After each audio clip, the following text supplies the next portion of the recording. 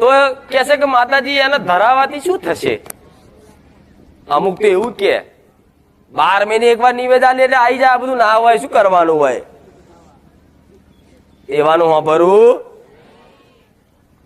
પછી કે એક દાડો જો ભોણું ધરાવવાનું ભૂલી જાય ને તો કે માતા મારી નાખશે, કે ગોડી છે માતા, કે તમે એક દાડો કદાચ ભોણું આજે ધરાવીને કાલ ભૂલી ગયા તો તમને મારે?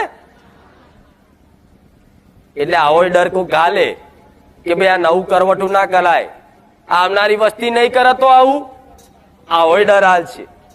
શું ડર હાલ છે? તમે અત્યારે આ બધું કરો છો, આવનારી વસ્તી નહીં કરત તો શું માતા ખાઈ જશે? ખાઈ જાય?